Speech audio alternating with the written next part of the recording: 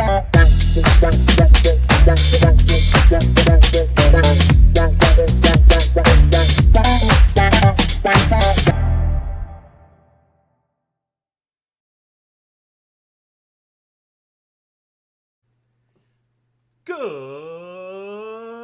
morning, everybody. It's a beautiful day. Welcome to the Fastcast, your weekly podcast of everything football. We have fantasy predictions, bets, news, you name it. We got it here every single Thursday morning, 8 a.m., right here at the Fastcast on YouTube. And today, I'm joined here by none other than Chris T and Mr. Nick himself. How are you guys? Great. Absolutely fantastic. Yeah, doing fantastic. Week 1 of football is done, and week 2's around the corner now. It feels great after week 1. It's here. It's over with. It's concluded. We got to see a lot of cool action. I'm excited for the teams. How about them Cowboys? Okay. What do we got today? Okay, so before we get into our picks in each games, we got a couple things that I just want to talk about here. We had a lot of, we talked about last week, is the first game of the year important? Is it big? Does it set the precedent? I kind of said no, with the thought process of, a lot of teams are finding their way the first week. So they're not necessarily the same team that they're going to be in week 2, necessarily. So my question to you guys is, with how big divisional games are on the season, do you think they should have them in the first week of football? Do you think they should wait maybe even just until the second week or third week, push them back a little bit, because they're very important for the end of the season? I think yes. I think that they should not have as many. There was a lot of divisional games in the first week of football, and it can really make a ruckus in the division, when a lot of these teams aren't really quite prepared. And I get that it's football and you got to be ready for week 1, but that's just my thought process on it. Yeah, Justin? Yeah, I'll jump in on that. I'm gonna have to disagree. I feel like you have to be locked and loaded, ready to go week 1, no matter who your opponent is. We know in your division, you play each other twice, no matter what. Every team twice in your division every year. And this is why, if this was going to be like a thing about week 1, and I know there's a lot of things that go with this, but why have a preseason? I know, True. it's a lot of injury thing. It's a lot of coaches' playbook. It's a whole point of the preseason thing. But why is it that when we get into the season, it's always, oh, we don't find our identity until 4 weeks in? One, that doesn't make sense to me, because usually there isn't a significant improvement to those teams. Oh, we're just getting ready. We're just finding ourselves through week 4. The only example that I could really find and think about this is last year or a couple of years ago, the Rams. The start with 1-4. Yep. They end up making the playoffs, pushing it. The only problem with that, and why that didn't matter so much in the beginning, is because every single player on that team was injured in the hospital. All your skill, Yeah. your skill players were gone. And then all of a sudden, after week 5, week 6, your O-line's back, Cooper Kupp's back, everyone's back. Then you start winning games. You have your team back. It's more or less about having your skilled players ready to go week 1, no matter who your opponent is, versus maybe give us 4 weeks and see. Just the same thing with the Bengals, how they're notoriously always getting to a slow start. They never catch fire.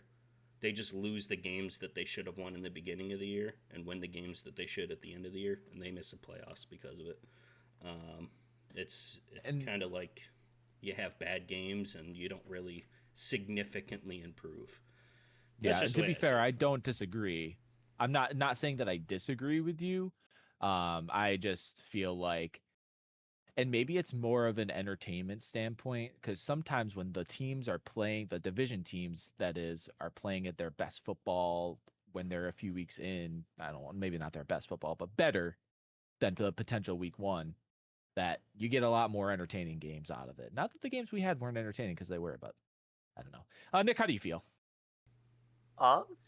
Well, I don't think it's too early. A lot of what Justin said is funny. He mentioned the Bengals starting each year slow. That's one of the first things I wrote down when I read this.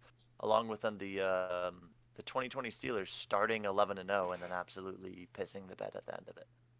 Like, I mean, don't get me wrong. I was happy those first 11 weeks, but then we lost the last month and a half straight when we're supposed to have our things together.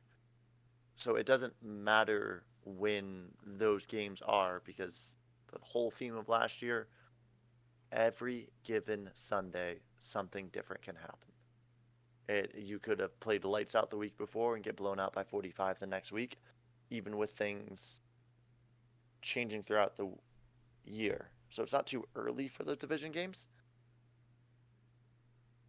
but it's so exciting during that. Each week has the impact. It's just any point of it is okay, because as Justin said, what's the point of the preseason? They should be prepared. They should be ready to go each week. I actually didn't think about the entertainment I did. aspect of it. That's actually a Uh, good point to make. like, look Because at I mean, yes, it's not always all the divisional games are exciting. Like the Bengals Browns was not great except for the 17 missed field goals during the game. But like big ticket games like that can be. Could you imagine if even though it's the same division, the Steelers haven't been the best, but if the opening game of the year was Steelers Raven primetime, do you know how much viewership that would get? The energy behind that of one of the most historic rivalries, or along with if it was um, Bears Packers. There's so much history behind those rivalries; it brings more people in. yeah, I'm Okay, liking I I'm like it. liking the last what Chris was saying. You're down to like the last few weeks. You got a game, to win the division. That's always a cool setup. Too. Very. I didn't even think about that part of it, but yeah, be ready. Always be ready. Okay. So going into our next topic here before we get into the games. Um, I mean, it was a great week for football. And how about them rookies? Offensively, defensively. I think we got a really good showing of what a lot of these guys are capable of. I already feel like I have a thought process of where Justin's going to go with this. But we're talking about rookies here. What rookie impressed you? Maybe not the most, but what rookie do you think will have the biggest impact on the season? Now, for me, taking a look at all the rookies and what they did, and I did a little bit of research on some guys. The Cleveland Browns linebacker, Carson, and I don't know how to pronounce his last name. I'm gonna botch it. Schwessinger played incredible. Now, as far as rookies go, overall rookies, he had a Pro Football Focus rating of a 90, which is incredible. He's number 3 rookie out of week 1. Had a lot of late quarterback hits, a lot of good stops. And in that linebacker position, you're so critical to the team. You need to fly from left to right, tackle. You gotta cover the slot guy. You gotta stop the run. You're in all of the defensive plays right in that position. So with him playing that well week 1 against a team who, now the Bengals aren't great, but because we just talked about that, but they still have impact players that he needed to play well against, and I think he did. And I think moving forward, he's going to be uh, a really big part of that Cleveland Browns defense. Justin? So I'm interested to know. You said what direction I'm going to go with this. I wonder Yes. what you're thinking before I even say anything about this, just to see if you're correct. I think you're going to go with your receiver there for the Tampa Bay You Buccaneers. know what? He did have a great game, but here's the thing: Phenomenal game. you're kind of off in the correct but wrong direction here. Here's what I was going Okay. to say about Mika. man, 2 touchdowns, uh, end of the game drive with like a great, phenomenal. You can't ask for a better debut, NFL debut. The thing is, and what I think is going to happen in the future, you still got Mike Evans there, obviously the dog there in Tampa, and you got Chris Godwin coming back. I think in In like October, 7 months. a few weeks. They said October, so I'm guessing by week My, 5, 6, something like that. oh my God, it's almost October. Um, that being said, I don't know going forward into the future weeks how impactful. Now the question was, how impactful is he going to be for the team this year, for the entire year? Yes. I don't know when all those receivers and injuries and active players come back, how impactful and how many shares he will have going forward after that. That is a question mark to me. Although, yes, he did very well, and I think he will see a lot of targets like in these next few weeks too. Um, I don't know. I just have that weird feeling where he's going to kind of go fall back when all those guys get healthy again. That being said, though, yeah, we had a good show out for a lot of. I'm looking at Travis Hunter. We got to see him play corner a couple snaps there, and as we all expected here, he's going to main role wide receiver. Mm-hmm. On the other side of that game, S2ep McMillan looked pretty decent. The only problem is I'm not really trusting on Bryce. And my impact player is JJ McCarthy.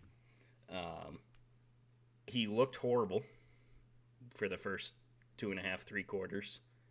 But the thing is, he didn't let anything get him down, the teammates probably giving him the side eye, the pick six, not scoring any points. They started like 6 points, 2 field goals, and then just fire at the end of the game. Finding, clicking with a team, getting it to the playmakers. All you have to do is throw it to 18 on that team. And he looked at the end of that game like he's going to be the guy.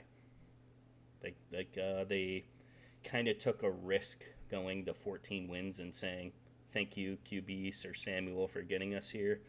We're going to move on to our rookie and hope that he can fill the shoes. That's a big risk to me. Maybe sideline him for another year. But I think that is my rookie impact of this year. I really like it. I wasn't thinking of McCarthy because in my head I know this is his first technical start, but my brain was thinking year 2. So, but I still like the pick. Makes a lot of sense. I mean, he's basically a rookie still. So even though he did spend time with the team last year, he did learn a lot. I still like it. First game, Nick. That's what I was thinking. But yeah, no, I agree. I get it. That is Nick. so funny. Justin said JJ McCarthy because I thought I was about to get a lot of crap from both of you for picking JJ McCarthy as my impact rookie. That is who I have as well, Mr. Justin. Just as you said, he started off slow. He had the pick six to start, but again, it's his first real action. But then he had 3 total touchdowns. They made the comeback. There's actually 3 facts I found about that game with him that I thought were pretty interesting. That kind of shows that he's doing some things that greats have done in the past. The first one is, according to ESPN Monday Night Football research, he is the first quarterback in NFL history to overcome a fourth quarter deficit of 10 points or more and win since Steve Young did it for the Tampa Bay Buccaneers and the Lions in 1985. That was Hall of Famer Steve Young, 40 years ago, did it. They really be having a stat for everything. Everything. The next one is he is the first quarterback to have 2 passing touchdowns and a rushing touchdown in his NFL debut since Cam Newton did it for the Panthers in 2011. Oh, wow. And then the last one, he is the first quarterback ever to account for 3 fourth quarter touchdowns in his NFL debut. Wow. First person to ever do it. He hit the stamp mark history of the NFL. And as Justin was saying, he's kind of shown that they're trusting and leaning on him to be that guy. And of course, being a quarterback, there's ups and downs. You have games where, like what Jared Goff last year, throwing like 5 or 6 interceptions and still winning the game. It's gonna happen. I mean, there are other athletes on the other side of the ball, but I feel like he's gonna be their guy for this year and make an impact for the next couple of years for them at least. The main thing for me about him is he didn't get rattled like a No, normal rookie would. He had some Baker esque mojo in that game. He just kept playing. He didn't quit. no, I and agree. that's what you need, Really cool to see. especially from a rookie quarterback that you're putting the faith of You, the franchise in. You need a guy who's going to be like, okay, we're down, get back on the horse, get back into this game. Let's try to turn this into something. right. One thing that shook me about that whole situation, and to me, he kind of that team kind of was having some deer in the headlights moments for a little while. I was a little concerned something if something didn't change, then they nothing would have happened. But then he threw the pick, right? Which to me normally indicates, oh man, you're struggling.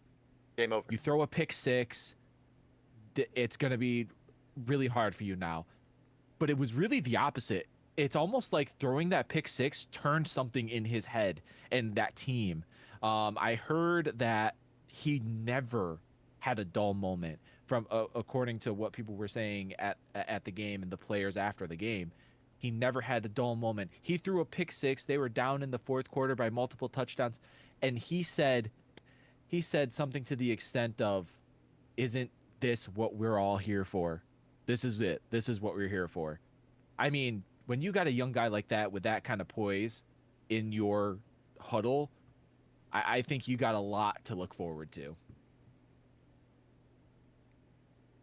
I mean, even absolutely, and his stats, I mean, weren't fantastic, but I mean, 65% completion ratio, 143 yards, 2 touchdowns to 1 pick, hit a QBR of 98.5 in his debut. Yeah, stats are important though too, but they don't tell the whole story. They don't Not at tell that all. horror story, and I think, I mean, even the QBR isn't the best. I mean, 90. I mean, that's still not a horrible QBR. Yes, it's not that perfect rating, but for a debut, having 65% completion ratio, making that comeback, I think that shows a lot of promise for him for the year, I especially as he agree. gets more comfortable in the setting, the NFL dynamic compared to the college dynamic, because he missed out all of that last year and playing under those lights again. Okay. Yeah, I agree. I think we have a lot to look forward to from these rookies.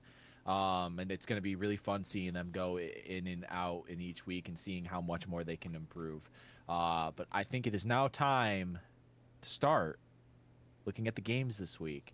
And the first game on our slate, huge game at Lambeau, Thursday night football. The Commanders go to Lambeau early, so it's not too cold for them, which is nice. Um, and as far as the spread goes, the Packers currently are sitting at a minus 3.5 for the spread. This game is going to be a really fun game. Both teams have such fun, dynamic offenses, at least from what we've seen in week one. Jordan Love was slinging it. Jaden Daniels was slinging it. They've got a lot of fun guys. Um, this is a hard game to pick for me. Um, but I think that if you give an edge to a defense, and I always say defense wins championships, I believe that the Packers have Oh the God, better here we go. defense. Of course, the Packer. The Packers Sorry, I'm had still a salty. good the Packers had a crazy good defense coming into this year before they picked up Micah Parsons. Now, he didn't do a whole lot in his first game. He was there, which just that alone does a lot. He picks up some double teams. He does whatever, He has to be accounted for when he's on the field, which makes some other guys shine. It's the Aaron Donald effect. That's what I like to call it. So, with that being said, for this game, am going to take the home team, Green Bay Packers, for the win but I think it's going to be close. I said a lot about defense. I'm actually going to take Washington to cover the spread 3.5. I picked Green Bay to win, but I think Washington can cover the spread.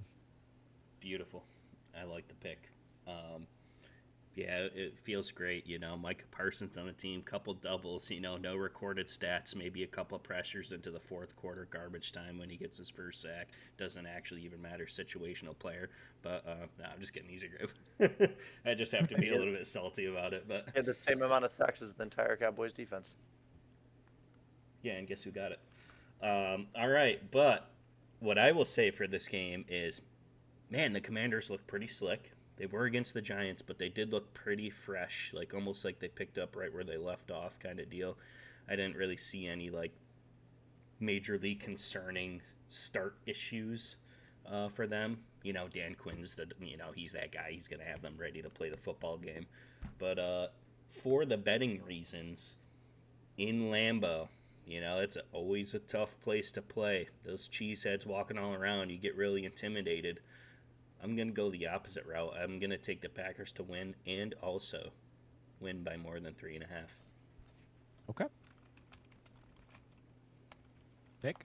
Well then. This is going to be 2 weeks in a row I do this.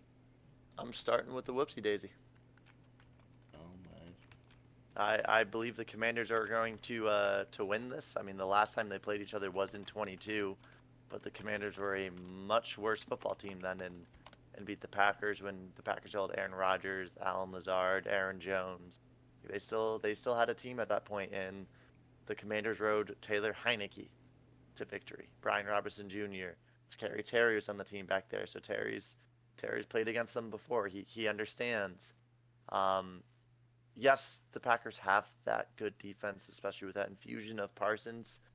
I think it's gonna be similar to last week of how the Cowboys and Eagles game was an offensive shootout and it came down to one, maybe two defensive stops.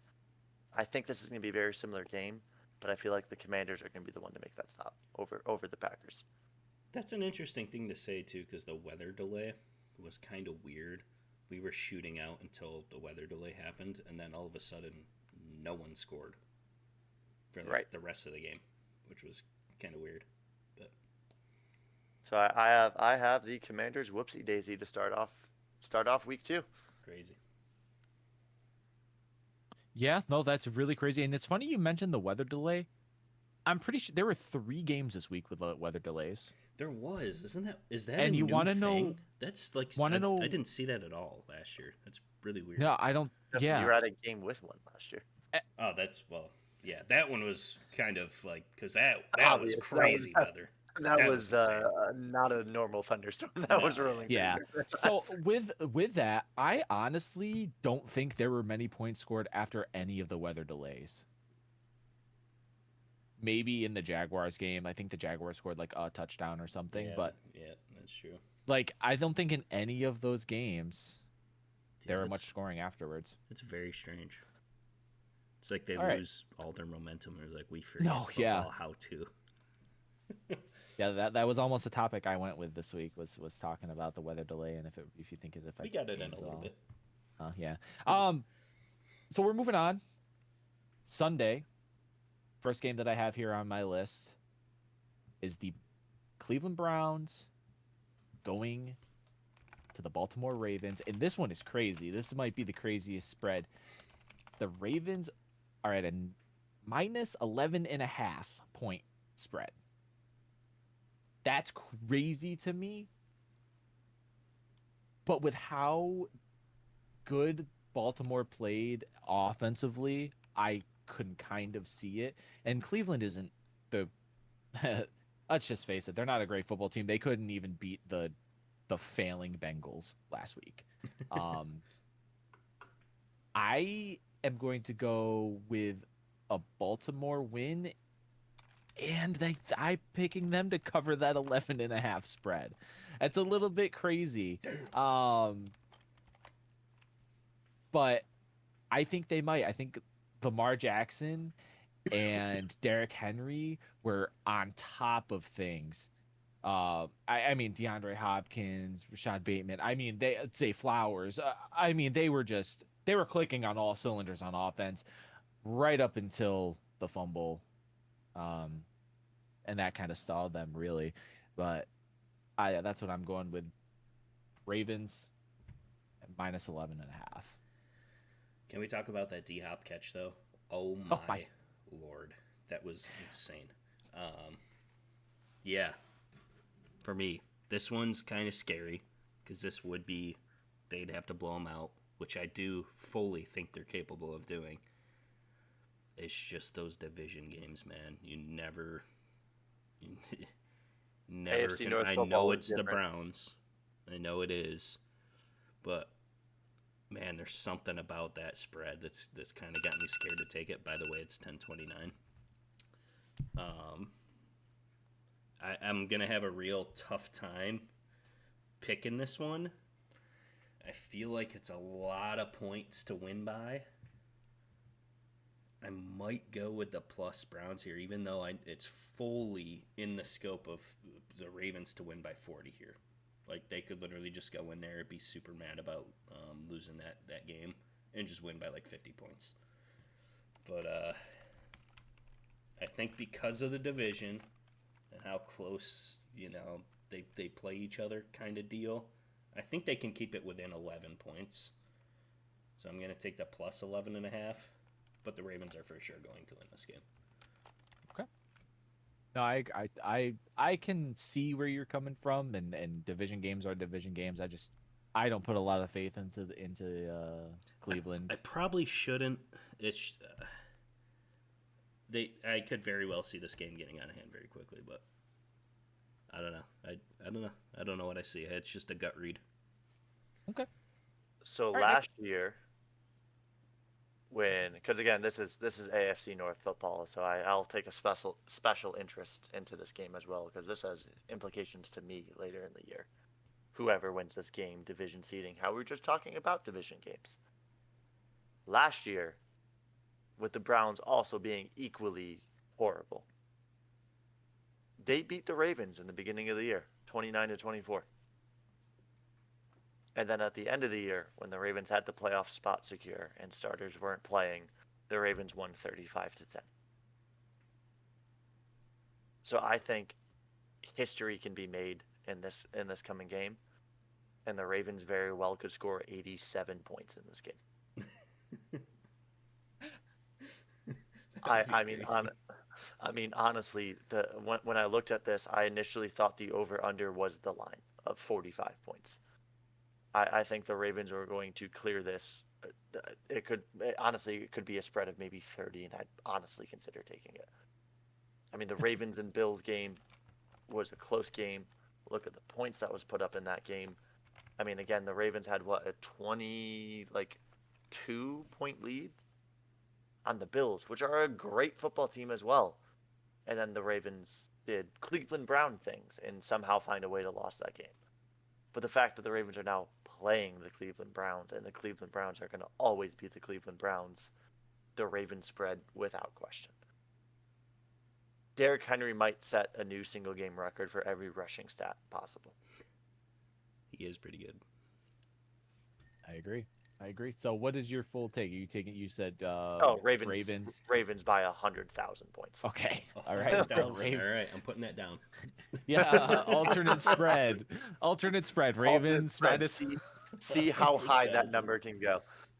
Dude, you bet a penny, and you'd like that bet would be like $1 billion.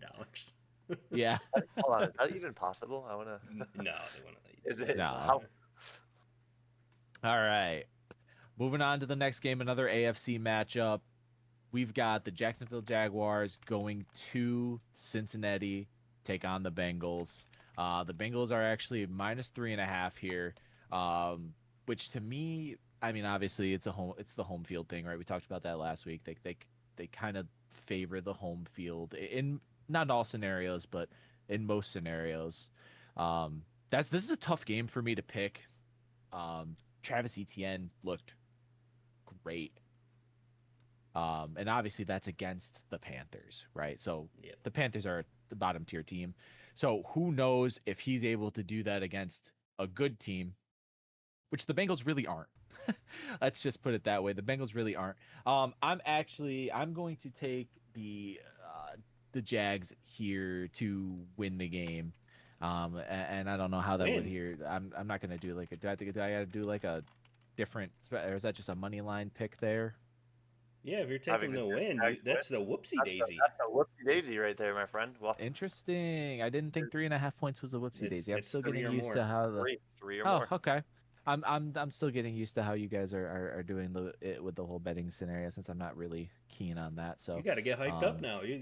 For my first. yeah, for my first whoopsie daisy of the week, I'm taking the Jacksonville Jaguars Damn. to go into Cincinnati and leave with a W. Win the game. That's crazy. Yep. I like the What you, pick Justin? too. I could see that happening. I'm going to take the Bengals. I'm going to go the opposite way. I'm going to take the spread. It's just a matter of firepower here because I think the Jags will be able to move the ball a lot too with the defense. So ETN might have another game. But I think the more time the week goes on, or as weeks go on, that also means the Bengals offense is firing up. And we saw what they did last year. They just can score anytime they want. Yeah, I think I'm just going to take it. Bengals minus 3.5. Give me it. Okay. Take.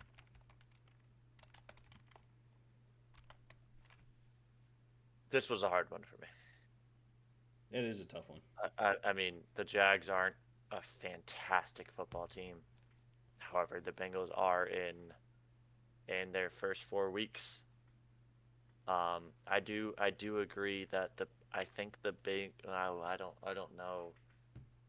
This could go either way for me. I almost would want to take Jacksonville's spread because I don't think it's going to be a blowout. However, from research, it looks like since going back through this, the last time the Bengals won their home opener, I'm back to 2020 right now, guys, and it doesn't look like they still going back through this 2019 lost their home opener still. So since going back to 2019, going back to 2018 was the last time they won their first home game of the year, which is not good. That's when I think that first 4 week stretch started. So even with that home field advantage, it seems to not matter in recent years. Because of that, I honestly think I'm about to make an audible decision on the line here, and I think I'm also going to join Chris in the whoopsie daisy for Jacksonville. You guys and your whoopsie daisies. I mean, if anything, I could see Jacksonville covering the spread, if not winning the game. But I mean, the Bengals almost lost to the Cleveland Browns, and would have if he didn't miss the field goal. So I'm gonna go with, I think the Jacksonville Jaguars are a slightly more complete team than the Cleveland Browns, and off of that and their history of just absolutely choking at home, I'm gonna go Jacksonville Jaguars. Gonna get the whoopsie daisy in Cincinnati. Right. Doubling up on the whoopsie daisy. I like it. You guys have agreed on a lot, and I have disagreed on a lot. This That's is okay. going kind of crazy. I also tanked last week in the bets. All right. Moving on to the next game of the week. The other divisional game. We've got the New York Giants And how about the heading into Cowboys? old Dallas, Texas to take on them Dallas Cowboys, America's team, I guess. I don't know if we still say that, but We're going to the Super Bowl, baby. yeah. Every time The he says that. Cowboys minus 5.5. The Giants looked horrible. Defense didn't look good. Our offense didn't look good. Special teams didn't look good. I mean, everywhere was not good. Russell Wilson did not have a good game. Anytime Russell Wilson felt an inkling of pressure, he just tried to take off. I mean, the pocket presence just was not there for him. He didn't seem like he had any trust in his line, any trust in the receivers if to make plays if he was struggling. Um, I just don't think they have it. Honestly, I think in a few weeks we might see an emergence of Jackson Dart if something doesn't change. And I don't think anything is going to change this week. I'm taking the Dallas Cowboys at -5.5. Now Dallas, they lost last week, obviously, but What they a game. played a really good game against the reigning champs. A lot to be proud of if you're a Dallas fan, Thank you. even with the loss. So it really seemed like they were just like one defensive player away from winning that football game. Man, that's crazy. Or one CD catch, you know. Yeah, yeah. CD did have 4 drops, so I mean, He's gonna get and something he out of did him. The, go the in. He last did. the last one wasn't his fault. That was a hard ball to catch, but No, no, the Yeah, last one, yeah. yeah, you had to dive for that. There's no, but the third down So one, you got to catch that. That you you catch gotta that, catch you that win on the third game. down. Yeah, honestly, you catch Yep, that, you win. agreed. We were Um, in our hands to win that game. Yeah, I'm pretty proud of it. But yeah. So I'm taking Dallas -5, 5.5. Um, I don't think the Giants can cover the spread. Dallas can score. I think CD bounces back this week. I think they're gonna win this convincingly. yeah, so a lot of things I completely agree with you there. And I'm gonna have a hot take here. Russell Wilson is not a starting quarterback in the NFL anymore. thank God. He had I don't know if that's really a hot he take anymore. has the Aaron Rodgers effect, where it's Russell Wilson. Of course, you look at him; he's had all this success, Super Bowl, whatever, and he made it to many other places that a lot of quarterbacks haven't. But yeah, exactly what you said. He like he like panics. I don't know what it is, but like he just can't play the game anymore. And a lot of things with the Giants too. When I look at it, like I was expecting their defense to be a lot better. I don't. Did they even sack Jaden Daniels at all? Did they even get a sack? Like I was expecting way more from the line, way more pressures, way more. It's like none of the stuff I expected about their defense happened, which is kind of scary. The one thing I will say, since they've already named Russell the starter for this week, I'm feeling very confident about the game. If they threw in Jackson Dart, the spread might be a little bit closer.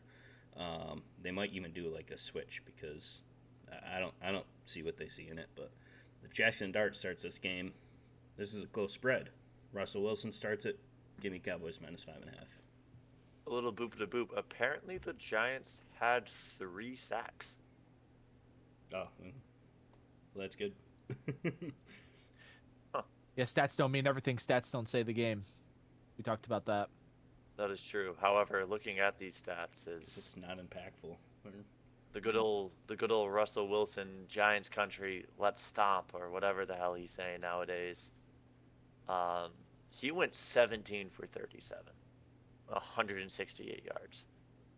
His Not good. longest pass was 25 yards. Not good. He doesn't look good. I don't know what it is. I don't know what people still see in that. He did have the most rushing yards on his team. He outran Tyrone Tracy Jr. And that right there goes to my point. He just gets scared and he just takes off. by 20 yards and 2 less carries. What do you got, Nick? Yeah, Nick, what's up? Oh, yeah, this is a Cowboy spread. However, I don't think it's going to be CD making a resurgence. I think it is after last week. I think Dak is going to start to look to the other side of the field, and I think George Pickens is going to get a little more involvement. Either that or he's going to start fighting Russell Wilson on the sideline for not throwing him the ball last year. That was the one thing I had too. I would like to see George Pickens get a little more involved. As him being on my team last year, it's sad to see him go, but it is definitely a good thing for that Dallas offense to have someone on the other side of CD or even lined up next to him, and the combinations those two can have is, I think CD's still going to get more of the focus, but I think George Pickens is going to get involved a little bit more. I think this is going to be a runaway game. The Cowboys are going to cover that spread. I mean, I think they win by. I'm saying I think not I want to see more of those like third and longs. Just chuck it. I want to And see that more often. and then George Pickens contorts his body in unnatural ways to somehow make the catch. Yeah, I want. Yeah, Yeah. that's what I want to start seeing. I think he's not going to be used to actually getting targets and having the ball thrown in general vicinity of him. That's something he Thing lacked at his time in Pittsburgh. So I think it's going to be a nice infusion. He's going to run with it, and I think it's the peak of George Pickens' athletic career is going to happen on the Dallas Cowboys in the next few years. No, I agree. I think he was a big pickup for them. His catch radius is monstrous. I mean, absolutely monstrous. So, good things to come for them. Gonna be a not great game, I don't think. I think it's just gonna be a Dallas win. So, let's move on to the next one. Must win, might I add. Must win, must win. Yeah, starting 0-2, not good. Let's move on to the next one. We gotta get through these the rest of these games here. The Bears at the Lions. The Yeah, Lions Bears. are -5.5 points. I don't see how the Lions are favored by -5.5 with how poorly they played. And is it because they lost their offensive coordinator, or was it because the Packers are such a good team? This is going to be a game to really tell that, because here we are. It's a game. Their offensive coordinator at previous team. It's going to be a fun one.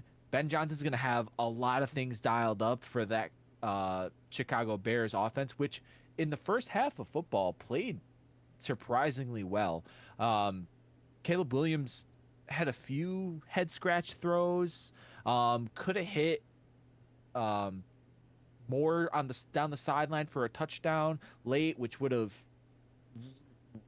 helped them tremendously. Wow. Oh my. But I think there was a lot of promise there. I think he showed a lot more than what he showed last year in that first game. I think there's good things to come. The Lions, I think this is their bounce back game. Losing their offensive coordinator was big, but I really think that the Packers are just that good of a team to stop them. I think that they're going to come out and play a lot better than they did last week. They got some stuff to figure out. That's what coaches are for. They're supposed to take your week by week and get better. So I'm going to take the Lions to win, but I'm actually going to take Chicago to cover the spread. Well, well, well. It is the Ben Johnson effect. That's what I see too. That first drive was phenomenal. The only problem is, I don't think they have a coaching problem in Chicago. I think they have a quarterback problem in Chicago. If you look at Caleb Williams' stats all of last year, and you get that all in a collective, and then you take the first game of the week this year, they are literally identical. It's almost like nothing has changed since last year. Even with all the new... the whole point of this, I don't believe that Caleb Williams is the guy, unfortunately. I don't think it was a coaching problem. That being said, not only did they lose Ben Johnson, they lost Aaron Glenn, by the way. The Lions did. This is a tough call, actually. But since Lions are at home, I don't think Dan Campbell lets them lose like this in this fashion 2 weeks in a row. I think he's going to light a fire under this team, as we know he does. He's the motivational guy. Give me Lions -5.5. Okay. I like it. Nick, what are you feeling? I'm on this. I'm agreeing with Justin here. Just simply because it's the Bears. They're always having a rough time. I agree. Caleb Williams isn't the quarterback of the future for the Chicago Bears. Dan Campbell is gonna have Caleb Williams checking to see if he chipped his nails and the paint on them, and Aiden Hutchinson's going to get to him and ruin his French manicure or whatever he has this weekend. I mean, the Lions still have offensive weapons. They do. Yes, they don't have their OC anymore, but they still have Amon-Ra, David Montgomery, Jahmyr Gibbs, Williams. Goff is one of the elders in the league right now, but with those people around him, I think this is an easy 5.5. I mean, I understand the concern of after the Lions-Packers game and how close the Bears-Vikings game was, but also think about the Vikings-Bears game was against a rookie quarterback. That's why I think that game was so close. I mean, give J.J. McCarthy that same game later in the year, I think it's a very different outcome, and the Bears are losing that game by 15-20. The Lions' offense has that chemistry. I think they're just going to outwork their defense and cover that spread quite easily. Okay. The Lions to cover the spread. I just think it's going to be a little bit closer. It's a division game again, so I just think it could be a little close. Moving on, another divisional game. I mean, what did I say? We're just so many divisional games in these first 2 weeks of the season. We've got the New England Patriots going down to sunny Miami to take on the Dolphins.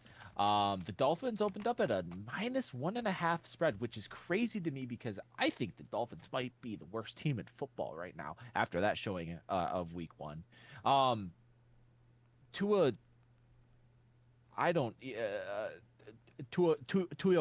want some fries with that. That's where he's going to be soon.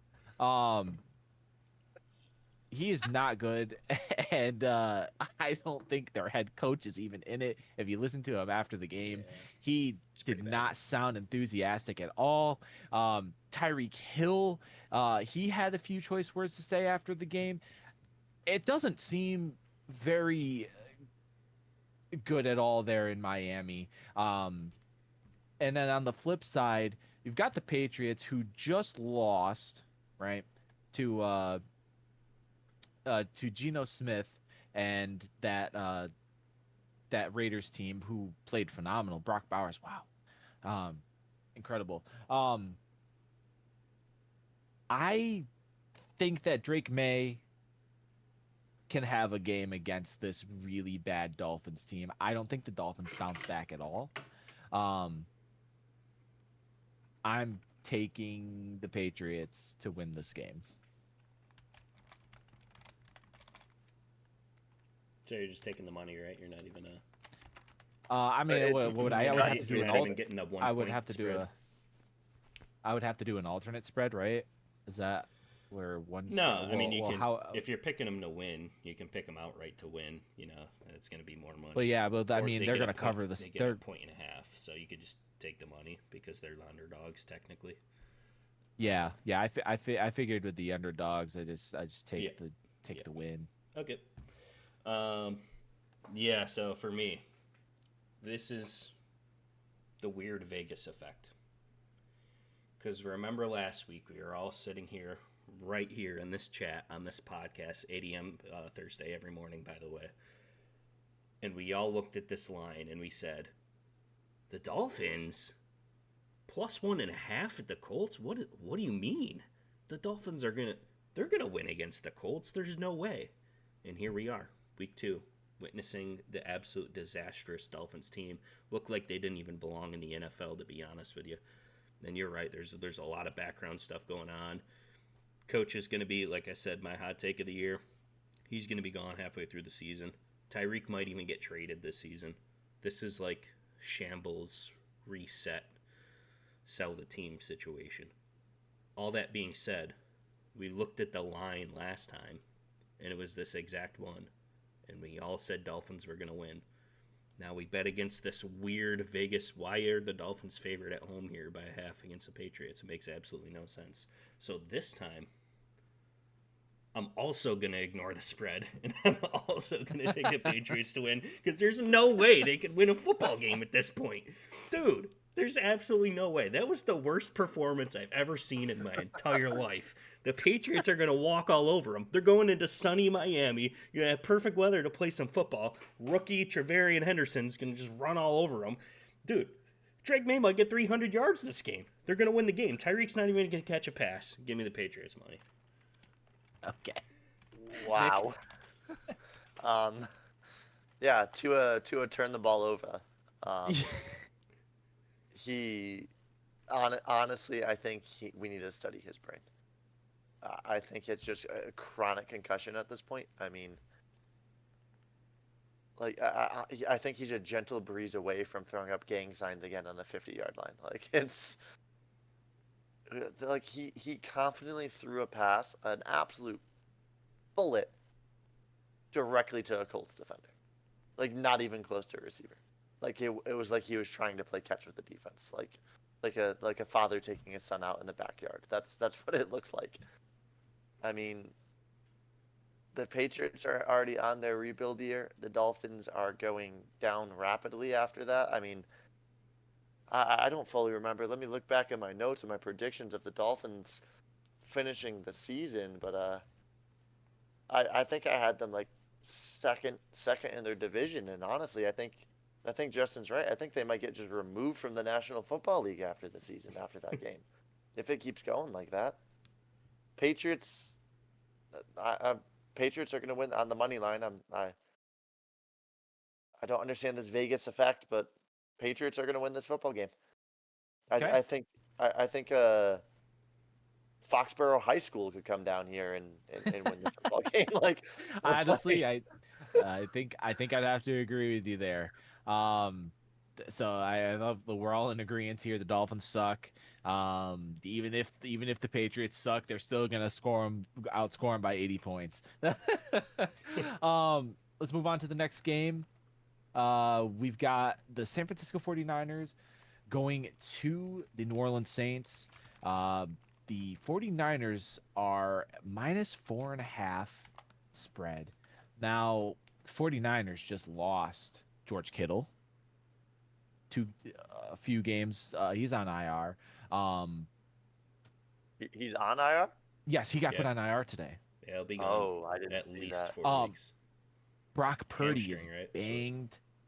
Brock Purdy's banged up. Yeah, I think it's a hamstring. Yeah. Brock Purdy had like a toe injury or shoulder injury. Yeah. Or both. Yeah, he's shoulder and toe. Yeah, he's a little banged up. Juwan Jennings getting an MRI. Exactly. This team is so banged up. I do not like the -4.5 spread. Do I think the Saints are a good football team? No. I mean, Alvin Kamara is still Alvin Kamara. He's still really good football player. Do we trust Spencer Rattler and Alvin Kamara to go to play San Francisco, who is traditionally a really good football team? This is a hard pick for me because with the injuries and everything like that, you still have Christian McCaffrey. He's not dead with another leg injury. He's not dead. I'm going to take the San Francisco 49ers to win the football game, but I'm for sure taking the Saints to cover the spread. I think 4.5 is just a little bit too much. 3 points probably would have been a little too much for me too. I'm taking San Francisco with New Orleans to cover the spread. Yeah, I'm on the same track. I'm going to take Saints plus 4.5 as well. I do think the Niners somehow managed to pull out a win here. Let's go back to week 2 of last year when the Saints went into... Was it in Jerry World? I don't think so, because I think we were on our home streak. We went there, and we were supposed to be the heavy favorites, and they absolutely destroyed us by like 30 points or whatever. So week 2 Saints, there's nothing to mess around with that, or we just suck. But, yeah, give me the point spread for the Saints. Win by a field goal here. Too banged up for me, yeah. I think you're all over that, on the right track there.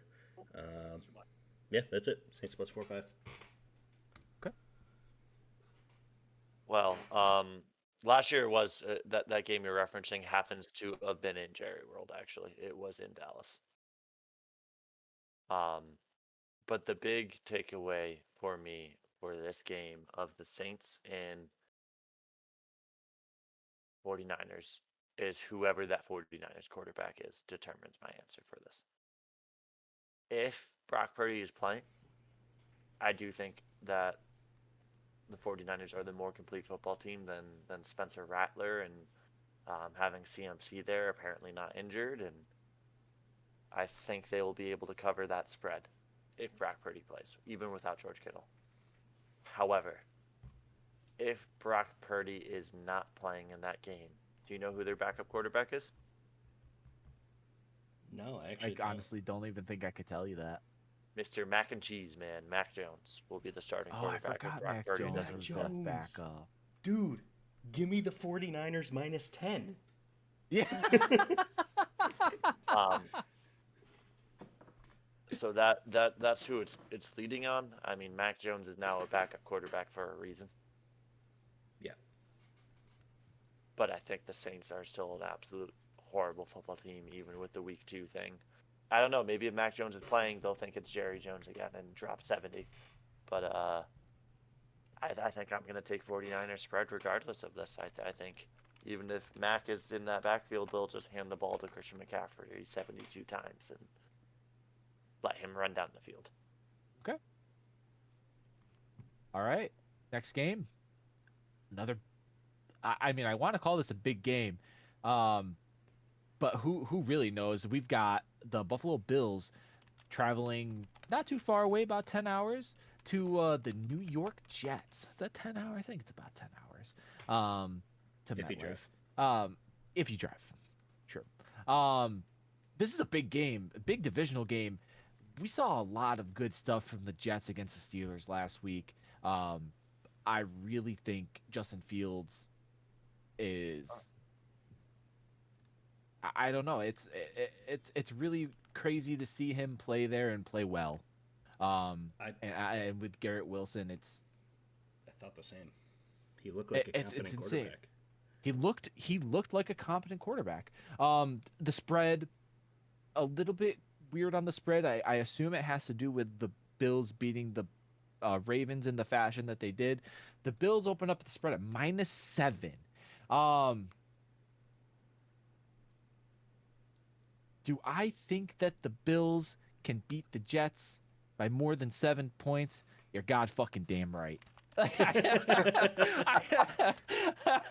The Jets looked great last week, but it is not going to be the same this week when they take on the Buffalo Bills. It just isn't. They're a different football team when they play. These divisional matchups are no joke between these two teams. I think that the Bills are just gonna have their number. I'm going Bills -7.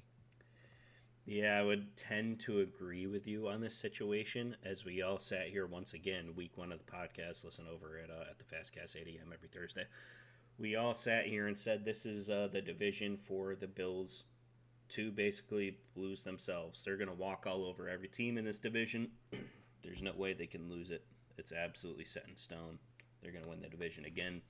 All that being said, they tend to always split 1-1 with the Jets, no matter what it is. Whatever happens, somehow, some way, it's always 1-1 with the Jets. They somehow always pull it out, and the Jets being at MetLife here, can it be obviously history, game, teams, different. Can the Jets or the Bills blow them out both games? Absolutely.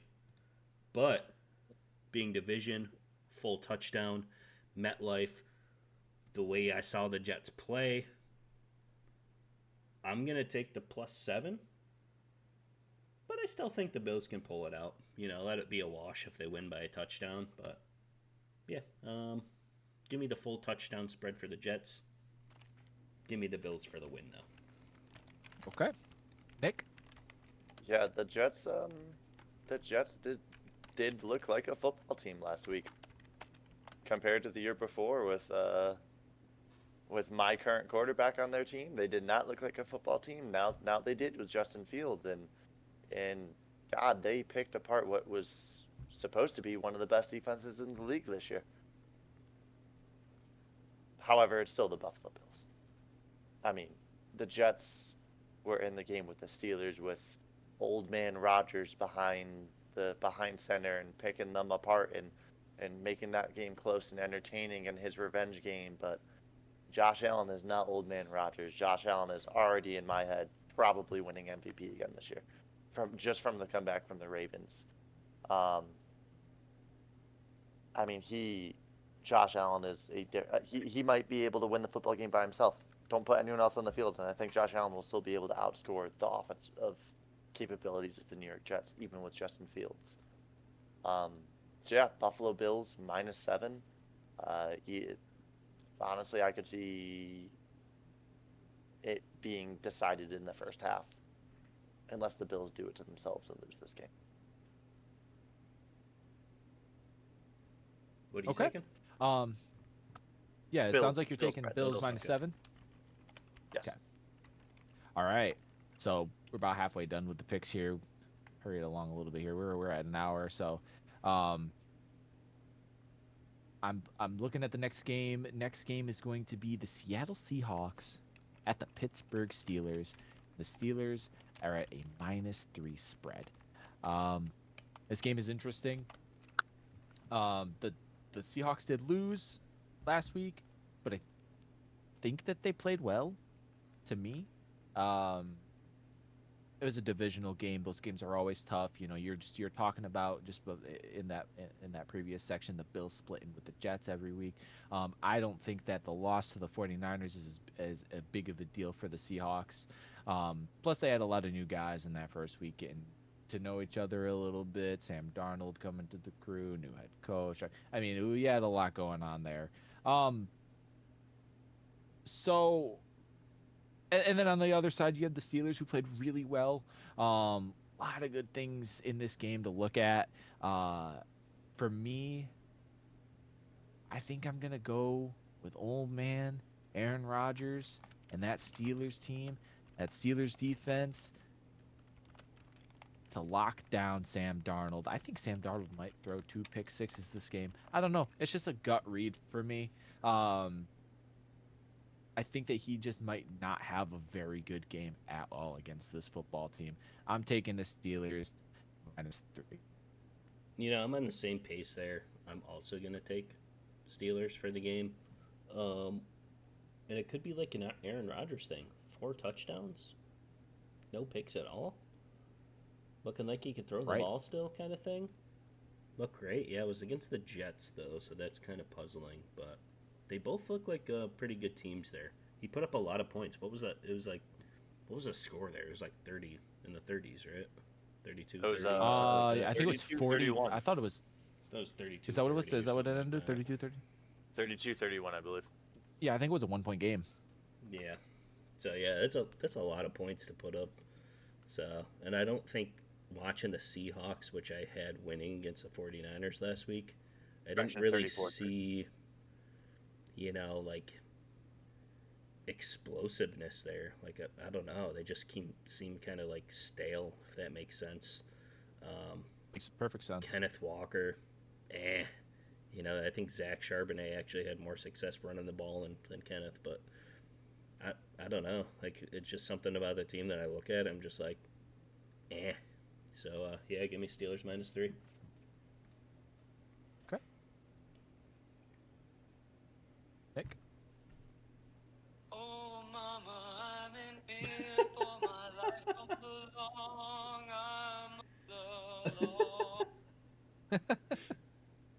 That's all I have to say. I'm going to be at this game. I'm going to be in those stands. Oh, you're going to be That's there. How it's going to be a home opener. I go every single year. I've gone every year since kindergarten. I'm going to be singing that song at the top of my lungs. I'm going to watch Aaron Rodgers. I'm going to cheer for him, rip apart the Seahawks. Steelers by -3. Let's fucking go, Pittsburgh. Oh my That's all I'm God. going to say about it. Okay, you're already pumped up for the game. I love Oh, that. I oh my like it. God, Let's yeah. go. Those towers are going to be whipping. Justin, watch me practically That was a black great out environment. last year That for was that. really fun. He watched me black out to Renegade when that came on. I have no memory of that portion of the game. I was Yes, scared. there may have been some beverages. I have a picture on my phone and a video of Justin looking like he's ready to shit his pants when that song came on. When that comes on in that stadium, the whole atmosphere changes. It's going to be a great game. Let's go, Pittsburgh. Fuck Seattle. All right. That's what I like to hear. That's the team Yeah. spirit. Last week you were like, the Steelers, fucking somebody suck. We have an offense again. We have an offense This again. year you're hyped up. I haven't seen an offense since 2016. Smooth. That's one of my favorite things whenever Pat Fryermuth catches a pass. Smooth. Because of Heath. We used to do it with Heath Miller when he was on the team. Every time would be Heath. Now it's Muth. It's been a thing forever since Heath Miller. DK Metcalf revenge game. I mean, he had a great game against the Jets. Now this game is going to be personal for him. God, I'm so ready for this football game. Oh, yeah, it's the revenge game. That's right. It is. It is the revenge game. I forgot about that. His Thanks get for back. reminding Now me. it's DK's get back. Yep. That's awesome. Yeah, last week Aaron Rodgers has his get back at the Jets. This week DK Metcalf has an opportunity to get his get back against his former team. I think it's going to be a fun watch. I really do think the Steelers are just going to be explosive in this game. It's going to be fun. Moving on to the next game. We have my team, the LA Rams, at Cam Ward and the Tennessee Titans. Rams are minus 5.5 point spread in this game. The Titans, I had faith in them in their whoopsie daisy last week. They didn't give it to me. I for a minute there in the third, late in the third, I thought, man, this might actually happen, and the Titans might win the football game. And then you saw a little bit of Sean Payton in that Broncos with that Broncos team and what they were able to do, and you put trust in that head coach, and now Cam Ward didn't look good. There's a lot of things bad about that Titans football team. The Rams had a good game. I'm a very realistic Rams fan. We only scored 14 points. You gotta score more than 14 points in the National Football League. When the average points scored for victors is I think it's around 25 points or something like that. So you have to score more than 14 points. Defense played really well, holding Nico Collins to literally like nothing. Akello Witherspoon shut him down dang near. Good interception from Kobe Durant. Ladman, who is that? Nobody knows who he is until now. Punching that ball out at the end of the game there to secure the victory. God, that was such a good game. Defense was good. Offense struggled a bit, as we have in years past, though. It's a lot of me just talking about my favorite football team. I could do that for a long time. I'm going to take the Rams minus 5.5 points here. I think that offense is going to click. Puka Nacua went out there.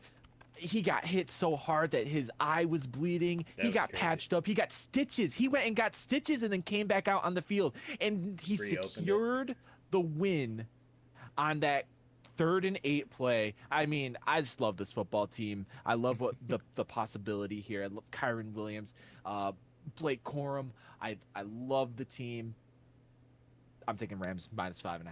Sorry, I had to glaze him a little bit there. You know what's funny? I just realized too. All of us before the season started, we're all kind of like, oh our teams. But now after watching week 1, we're all like, let's go, our teams, we're going to the Super Bowl. So I just know that was by all of us. Football by the way. spirit. That is all of us. So yeah, I know. Yeah, I agree here. The Rams only scored 14, but guess what? The Titans only scored 12. I don't think they even got a touchdown. They did not. The thing about the Titans too is who are their receivers? Like they have Calvin Ridley, and that's it. about it. It's going to be tough We had the same thing going with Caleb Williams too. Like, who's he gonna throw to? Rookie quarterback, starting right out of the gates. No veteran thing. No sitting behind anyone. You get your debut. I don't know. I didn't see too much of anything. Then again, they were against a very difficult Broncos defense. But I'm also going to take Rams -5.5 here. Okay. Nick? I'm gonna keep this one short and sweet for time's sake. Rams -5.5. The Tennessee Titans. Cam Ward now realizes why they had the opportunity to take him in the draft. Yeah, I like that take. This is why you had the opportunity to take him in the draft. I love that. That's awesome. All right, we'll make it quick then. This next game, Sunday at 4:00. We're getting to the 4:00 games now. We have the Panthers at the Cardinals. Cardinals -6.5. I don't like either of these teams really. I know we said that last week when we talked about the Cardinals last week. I mean, I don't see a whole lot of good for either of these teams. Definitely not the Panthers.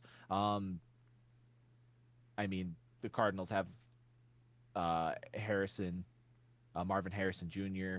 and a really good tight end, but I just fail to see them use it. James Conner is still decent, but just something about that offense just I don't think is clicking very well yet. And Kyler Murray is so inefficient to me. I don't like picking this game at all, if I'm being honest with you. I don't like the spread on this at all, -6.5. I think I'm just going to go Cardinals money line here. Yeah. They won against the spread last time against the Saints, which was also the same exact spread. Man, I was really hopeful for Bryce coming out this year and picking up, the hype from last year, last 3 weeks, coming out and picking up right there, but that's just not going to happen. There's a problem in Carolina, and I'm going to do the same thing here. I'm going to take Cardinals by a touchdown. Give me a -6. Nick?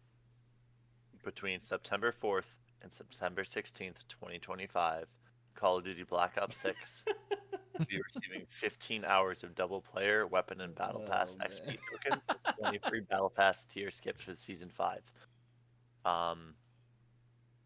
So Kyler Murray is not practicing this weekend, is what I'm hearing. He is. I mean, he probably he didn't know about this ahead of time.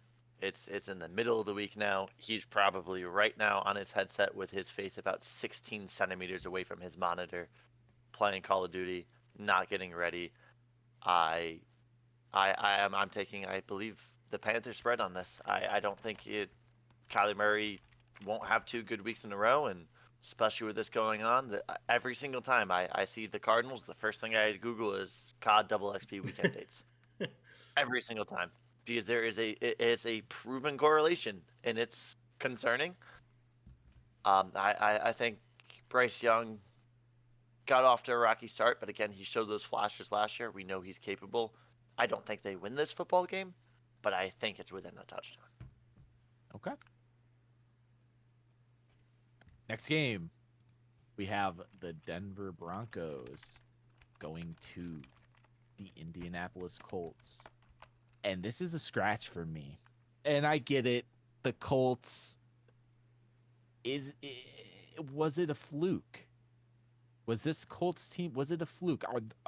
Is Daniel Jones that good of a football player? No. I forget the stat line, No. the exact date, but it was a long time ago. This was the first game where a player, or a team rather, every single possession they scored. Now this stat includes games where like you scored on every possession, but at the end of the first half, you took a knee to end it, right? So technically you never scored on that possession. So that takes this stat line takes that into account. So no team has scored on every single possession of the entire game. I think it was since like the 90s.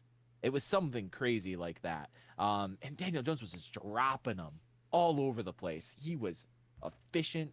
He was running the football. The team looked electric under him. Is it because they're good? Or is it because the Dolphins are really just that bad? The Broncos open up as a -2.5 on the road, which is a little surprising to me, because the Broncos didn't really have a great game either. This is a hard one to pick. I actually think that I am going to take the Colts to win the football game. Damn. I think it continues in week 2. Do I think it's a fluke? Probably. But I think they could beat this Denver team. I'm still currently debating it in my mind if I really want to go with this, because it's so tough for me. Yeah, I'm just gonna sign, sealed, delivered. I'm gonna take the Colts to win it. Yeah, take the Colts to win. I was thinking of doing some sort of like weird alternate spread, but nah, I think nah. Yeah, so this is going to be a reality check for the Colts, in my complete opinion. There's no Danny Dimes, good quarterback now. He was way overpaid with the Giants. They know it. Actually, looking at the Giants now, who knows? It's kind of looking pretty bad over there. It could be like a coaching thing over there, but I'm going to stick by my thing here. I'm going to take Broncos easily, -2.5. I think the Colts are going to be like, hello, welcome to the NFL, especially against an actual defense now this week. And there's no way, Sean Payton's going to lose this game. So, yeah, give me the Broncos -2.5. Okay. I also have the Broncos -2.5 on this because the Colts aren't going to have a quarterback giving them the football in a nice little neat box with a bow on top this week. And I mean, also looking at Daniel Jones' stats, it's the last year with the Giants. In 2024, he threw for 2,000 yards, 8 touchdowns, 7 interceptions. 2023, he did miss the part of the year because of an ACL injury. However, prior to that, playing in 6 games, his stat line was 909 yards, 2 touchdowns, 6 interceptions. I think it was a fluke.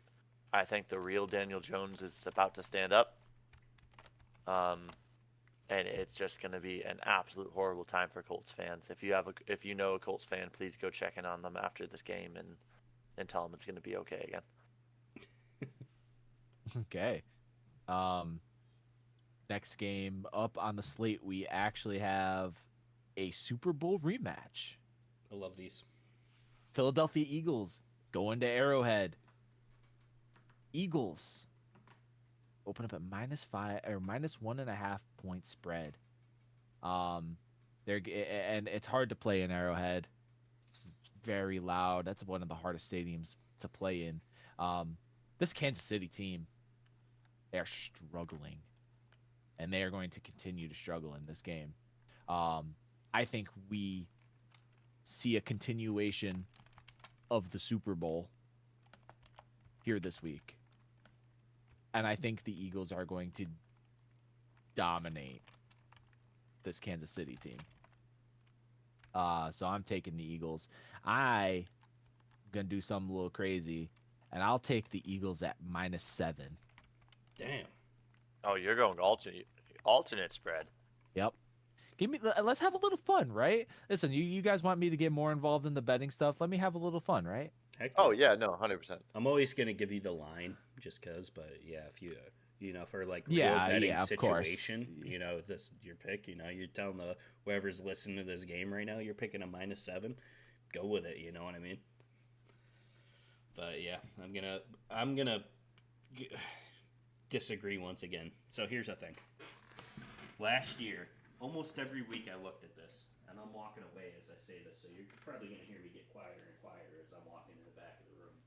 But I always bet against the Chiefs. No matter how I looked at them, like, man, this team just doesn't look like the Chiefs. They look weaker and weaker.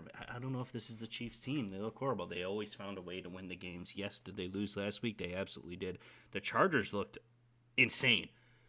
This could be a Brazil effect, but now we're back here in America, in Arrowhead. That crowd's going to be loud. I think it's actually the number one loudest stadium, if I'm correct in that. Maybe we can Yes, get a little it is. boop, boop, boop, boop, boop. I feel like they're going to be very well prepared. This could be a situation, too, where they weren't even looking at week one. They're looking already at the Super Bowl rematch. We heard the statistic last week about the 0-2 teams and making the playoffs. The 10% or whatever. I don't see the Chiefs missing the playoffs. I think they're going to be well prepared for this at home. Give me the point spread just to be safe if it's a 1-point win by the Eagles. So I'm going to take the 1.5. But I'm going to take the Chiefs. Give me anything I can get on this. So give me the Chiefs plus 1.5. What happened to not betting against Kansas City? There you go. You're betting against them right there, taking the Eagles to spread. Well, I took them. You're right. So it is indeed, Arrowhead is the loudest stadium. It set the world record of a stadium at 142.2 decibels in 2014. Oh, wow. Loudest outdoor stadium. For people who have no idea what decibels are equivalent to, like most of America, that is the equivalent to the noise of a jet engine at close range. That's pretty. That's loud. like that's hearing damage. And so that's what that is. For my pick, I agree with Chris. I called the Chiefs whoopsie days upset last week, having the Chargers beat them with Justin Herbert. The Chiefs were in trouble offensively in the receiver room to start, and now it's worse that Travis Kelce's taking out his teammates in the middle of the field. That is also a thing that we have to look at too. How long is he out? Do we know? I think he's gonna play. Oh. He's gonna play, but he's got a brace. He's gonna have a brace on that shoulder. Oh. Because Well, it dislocated. That's the best news you could have, honestly, if you're the Chiefs. It is a dislocated shoulder, however. Day by day, as of yesterday. That looked like it could have been a lot worse, but Definitely. that's good news. So you're taking. Yeah, he's What got the are you Eagles spread. taking? Oh, Just I minus apologize. one? No, Eagles spread. I agree. It's going to be a continuation of the Super Bowl, except for this time it's going to be Saquon running all over instead of Jalen Hurts just airing the ball out everywhere. Okay. Eagles spread. Okay. No fun alternate spread like I. No, not for this week because I mean, again, Kansas City is they usually find a way. You're But, right. You're right. I agree. I mean, not that I don't agree, but I don't know. as Something of about now, this week. confirmed Xavier Worthy is considered day by day from Okay. an article today. Moral of the story is don't talk bad about Taylor Swift in front of Travis Kelce. All right, Sunday night football. We have the Atlanta Falcons visiting good old JJ and JJ. Minnesota Vikings. The Vikings open up as -4.5 favorites in this game. The Falcons played well, obviously. I don't think they played bad against the Bucs. That was a divisional game. That's going to be a hard-fought game, and we talked about it last week that the Falcons beat them twice the year before, and but it just didn't seem to happen this week. Bijan Robinson had a nice catch and run for that 50-yard catch and run, but I didn't really see a lot out of their running back duo throughout the game. The passing, other than a few flashy plays, they didn't look too great to me.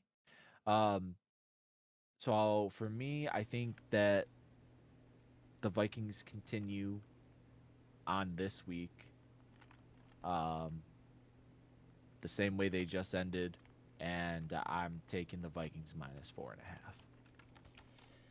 Well, here's the thing, guys. If you have noticed, every single podcast, I have to do it. And I was looking long and hard at which game I was going to take this week, and I have to do at least one. This is your whoopsie daisy. This is absolutely for my first and only whoopsie daisy of week 2. Give me the Falcons going into Minnesota and getting the dub. I have to do at least one. I'm almost confident about this. And I know I was just really hyping up at the beginning of this McCarthy there. What I will say about the Bucks-Falcons game is those kickers, man. This is on. You got to make your kicks. That's all I got to say. I think Kuz's been missing a lot more than he usually does. I don't know. That could be something to look at. But yeah, for my whoopsie daisy, give me the Falcons. Okay. I mean, it's definitely something that could happen. They could come back and Bijan Robinson could have a great game. No, I think I just put a little bit more trust in the Vikings this week. Nick, how are you feeling about this game? JJ McCarthy's rookie campaign, official rookie campaign, starts with back-to-back primetime games. That is pretty cool. And I think there's a reason for that. I think the script writers worked hard on having him make that comeback and show off that he's that guy. And yes, the Falcons, Bijan's he's a freak. Just to put it, he is a freak of nature. However, going into that atmosphere, it is J.J. McCarthy's first home game as a Minnesota Viking under the lights. That crowd's going to be behind him, especially after the comeback win against the Bears. I think the Vikings are going to cover that spread. I think he's going to roll on the momentum. I think he's just going to keep growing and get better week by week. I don't think it's going to be the Caleb Williams situation of last year of when, they won the game, he did bad, then did pretty good, then did bad, and it's all over the place. I think McCarthy has enough pieces around him to continue to grow, just throwing that ball up to 18 when number 3 comes back, throwing that ball back to him after that suspension. I think the Vikings take the spread on this, and McCarthy wins his first 2 ever primetime games in the National Football League. Awesome. I love it. We have 2 games left, both Monday night. 2 Monday night games this week, huh? 10 o'clock? I'm surprised. Usually that's like, yeah. What? So There's a 10 o'clock we have game? two games on Monday night. 7 o'clock Monday night. We've got the Tampa Bay Buccaneers taking on the Houston Texans. Texans opened up at -2.5 points. Texans didn't look as hot offensively against the Rams as a lot of people probably thought they would have. I mean, they only scored 4. They've got 4 field goals. That's all they could muster up. And then on the flip side, Tampa Bay was scoring. They were going. It was a close game. Game was decided by a missed field goal, right? Atlanta missed the field goal at the end to they had lose that game. Yeah, the Bucks. Is that what happened? But yeah. Right. Okay. I love Baker Mayfield, man. Ever since he came to the Rams for that one little stint, won that game against the Raiders, 2 days off the plane, comeback victory. I've had a lot of faith in him ever since then. I'm taking the Buccaneers to win this football game. I'm gonna agree. I'm gonna take the +2.5. The thing that I see is I think we lost CJ Stroud. We haven't seen the rookie season CJ, and I've been waiting and waiting and waiting and waiting for it to happen. I agree. It just hasn't happened. I almost don't want to quit on it, but I think I'm at that point where he's not going back to it. I think we lost that, where I thought, And literally, I thought after this first season, I think we were on this podcast, and I predicted that he's going to be a Tom Brady. He's going to be soon to be the Patrick Mahomes of the league. And that was a flop because I just have not seen it out of him. And I don't know if I can trust it against the Bake Show. Yeah, give me Tampa. Let's do 5. Okay. Nick? Because of Daddy Mayfield, the Buccaneers are going to win this game. It almost qualified as the whoopsie daisy. I mean, Baker Mayfield is still he was a good quarterback in Cleveland, but it was the Browns doing the Browns things with the quarterbacks. That's why they have 9 quarterbacks now on their roster or something like that. And he got demoted to the backup, and as you said, he did magical things with the Rams, like 2 days off the plane, and now he is making the Buccaneers contenders again since Tom Brady was their quarterback. Right. I agree. CJ Stroud hasn't stepped up the way he has in the past. I mean, he still got Nico Collins and Tank Dell. He's got weapons there. It's just pieces aren't going together. I think the Buccaneers come in and take this game. Okay. I'm glad we're all in agreement there. Last game of the week. Is that our 10 first one? p.m. Our first agreement so far on the I podcast? think no. We had I think we all took the Steelers. we had the Rams, and we all had the Steelers, Okay. and we all had the Patriots money. Okay. So we agreed on 3. All the rest are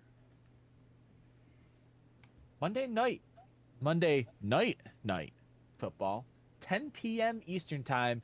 We have the Los Angeles Chargers taking on the Las Vegas Raiders in Vegas. Chargers open up as a -3.5 spread. This could very well be the game of the week. I mean, the Raiders played good football last week, to me. And obviously the Chargers looked excellent. Just to make it short and sweet, I think that this is going to be a really close game. It's a divisional game. In Vegas. Give me the Chargers to win, but the Raiders to cover the spread. I like it. I'm going to go the Chargers spread here. And the only reason is I don't think I can bet against it right now. They look so good to me. Like, man, they might be... I might put them at the top of the AFC. You know, aside from those super, like, Bills-Ravens, I'd have to see how they match up against them. But they look pretty close to up there. They were really good. Justin Herbert had a phenomenal game, which you want to see that from them. Like we were saying, this is his make or break. You know, he's got to have it this year. Yeah, I don't think I can bet against that right now. Give me a -3.5. Yeah, the Chargers did just look elite last week. I mean, Quentin Johnson remembered his hands are for catching footballs this year. I mean, Justin Herbert was running all over, hit that nice little slide and to ice off the game. I mean, everyone, I believe both of you picked the Chiefs last week too, and I think a lot of people are thinking the Chiefs were to come and take it. For my final whoopsie daisy of the week.